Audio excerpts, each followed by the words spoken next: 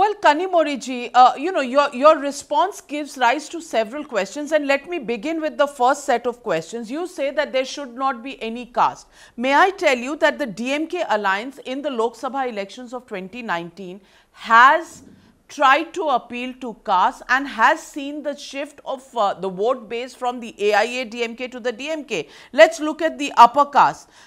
You got 53% of the upper caste, the AIA DMK got only 33% of the upper caste vote in 2019. The Thevar community, very important community, 34% of this caste votes came in to the DMK and lesser to the AIA DMK. So, caste calculations have been part of elections in any state, maybe to a lesser extent in Tamil Nadu, but certainly caste has played a role. To say that the DMK does not look at the caste profiling of the state would be stretching the truths too far.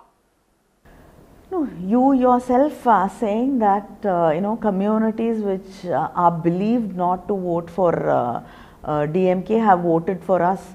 So obviously it goes to show that Tamil Nadu does not vote based on caste lines, and there is no hard and fast rule that a particular community will only vote for a particular party. So that's a misconception, and I think elections in Tamil Nadu are more about issues, about problems, and about what people think is right and wrong more than caste. There might be considerations. I mean, I'm not trying to say that there are no caste considerations at all, and people do not. I mean, nowhere will anybody vote on those lines. But that, even if that is true in some parts, I think on a majority, people do vote, keeping in mind what they think is right and what they think they need for the state and on issues. I think that is more true in Tamil Nadu than that the perception that people only vote according to caste lines. I think that is a completely wrong idea to get. The question I'm asking you is, Sadhguruji, a man who hails from Tamil Nadu, has his ashram in Coimbatore, he has raised the issue of government control of temples. Do you think what he's saying is right? Because temples, religion, faith, on the one hand you are saying that nothing should be based on religion or caste, but on the other hand you are saying that government should continue to control temples in order to solve the corruption problem. No, can I ask you one question? If sure, the Hindu temples are, the government control is taken away, then who will, I like to know who will be controlling these temples? People will have their own, and why is trust, no, okay? Let me ask you one question. The Tirupati Devasthanam, we have IAS officers running it. Why is nobody objecting to that? Why is the government interfering? Why is the government taking control of the Tirumala Tirupati temple? Why are the IAS officer posted there? Why is the government involving itself there?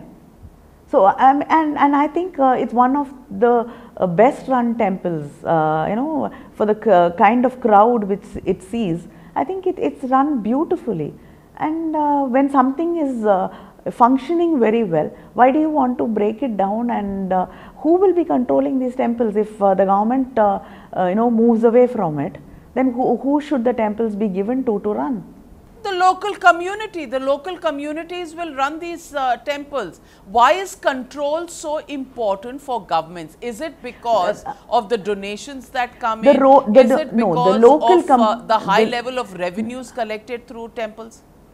No, there is. So you must, no, it is not the revenue. The temple revenues are mostly used for the temples. The government doesn't take away the temple revenues.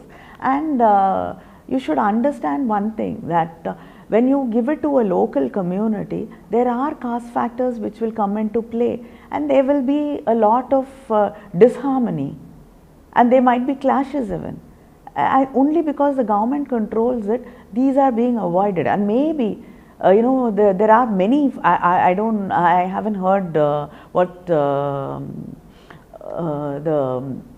Sadhguru has said, but there are many other people who have been saying this, and our political parties have been insisting that government control should be taken away. Maybe that is what they want. They want caste clashes between communities so that they can find fertile field for their kind of politics.